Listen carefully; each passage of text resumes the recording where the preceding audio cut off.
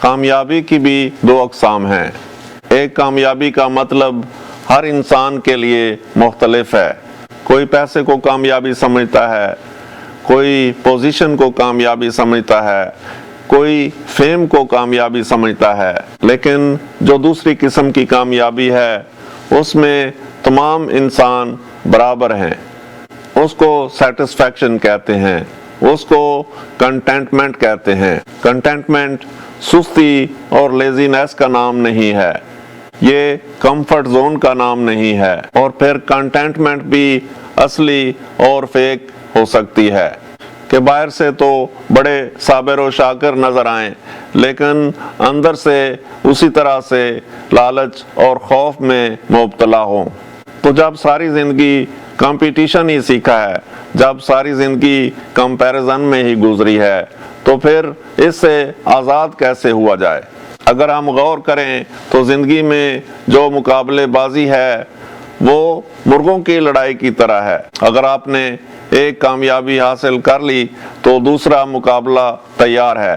اگر ایک مقابلہ جیت لیا تو اگلا مقابلہ ریڈی ہے۔ جس نے مقابلہ جیت لیا وہ ایگو کا، پرائیڈ کا، ایروگنس کا شکار ہو گیا، اور جو ہار گیا وہ جیلسی اور انفیریارٹی کمپلیکس کا شکار ہو گیا۔ دنیا کا اندر اور باہر ایک جیسا نہیں ہے۔ دنیا باہر سے کچھ نظر آتی ہے اور اندر کی حالت اور ہی ہوتی ہے۔ انسان اپنی شارٹ میموری کو اصل میموری سمجھنے لگ جاتا ہے، وہ پلیئر کو ہیپینس سمجھنے لگتا ہے۔ کبھی ریکریشن پہ نکلتا ہے تو پہاڑوں کی چوٹیوں پر اسے وقتی طور پر بڑا سکون محسوس ہونے لگتا ہے، اور وہ خواہش کرنے لگتا ہے کہ اگر اسے موقع ملے تو وہ پرماننٹلی ان پہاڑوں پر رہنا شروع کر دے۔ لیکن اگر اسے اس ماحول میں لمبے عرصے کے لیے رہنا پڑ جائے تو پھر وہ وہاں سے بھی اکتانا شروع کر دیتا ہے۔ اس کی سمجھ میں بھی نہیں آتا کہ جس سکون کو وہ باہر تلاش کرتا پھر رہا ہے وہ سکون تو اس کے اندر کی کائنات میں ہے۔ صرف اسے اپنی اندر کی کائنات کو سمجھنا ہے، صرف اس نے اپنی اندرونی حالت کو درست کرنا ہے۔ روٹین میں اگر ہم واک کے لیے جاتے ہیں یا کسی پارک میں جاتے ہیں تو کچھ محدود سی سوچیں ہیں جو ہمارے ساتھ ساتھ چل رہی ہوتی ہیں۔ گھر کے مسائل، خاندانی مسائل، جاب کے مسائل۔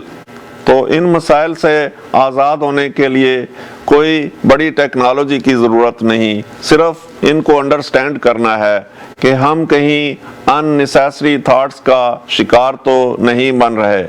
جب ہم غور کرتے ہیں تو ہم دیکھتے ہیں کہ ہم نے چھوٹے چھوٹے مسائل کو اس طرح سے ریپیٹ کر کے ان کو ایک سنو بال ایفیکٹ کی شکل دے لی ہے، اور اب ان مسائل کا سلوشن ہماری سمجھ میں بھی نہیں آ رہا ہوتا۔ تو ان تھاٹس کو کیسے کنٹرول کیا جائے؟ ہم سمجھنے لگتے ہیں کہ ہمارے تھاٹس خود سے پیدا ہونے والی کوئی چیز ہیں۔ اگر ہم غور کریں تو ہمیں پتہ چلتا ہے کہ ہمارے تھاٹس بھی بالکل اسی طرح سے ہیں جس طرح سے ہم باہر بات چیت کرتے ہیں، بالکل اسی طرح سے ہم اپنے اندر بھی گفتگو کر رہے ہوتے ہیں، اور وہ جو ہماری اندر کی گفتگو ہوتی ہے وہی ہمارے تھاٹس ہوتے ہیں، وہی ہمارا مائنڈ ہوتا ہے۔ تو ہم نے کرنا یہ ہے کہ جس طرح سے ہم بات کرنے کے لیے اپنی ٹرن کا انتظار کرتے ہیں، اپنی باری کا انتظار کرتے ہیں، خاص طور پر جب کبھی ہمیں کسی کورٹ میں پیش ہونا پڑتا ہے، کسی عدالت میں جانا پڑتا ہے، تو ہم وہاں پر انتظار کرتے ہیں کہ کب جج صاحب ہمیں بولنے کی اجازت دیتے ہیں۔ تو ہم عدالت کے پروٹوکول کو سامنے رکھتے ہوئے اپنی بات جج صاحب تک پہنچاتے ہیں۔ آپ غور کریں کہ اگر کوئی انسان بغیر وقفے کے بولتا رہے تو ہم اسے نارمل انسان نہیں سمجھتے، لیکن جو ہمارے تھاٹس ہیں، جو ہماری انر گفتگو ہے، اس کو ہم کنٹرول نہیں کر رہے ہوتے۔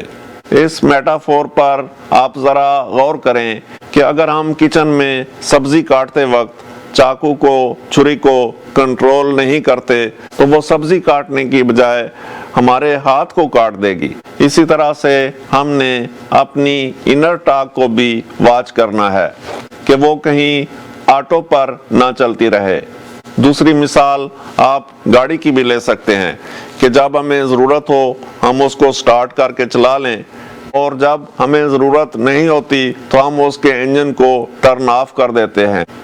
تو اسی طرح سے جب ہمیں ضرورت ہو تو ہم اپنے تھاٹس کو استعمال کریں، اور جب ہمیں ضرورت نہ ہو تو ہم اپنے تھاٹس کو روک سکیں۔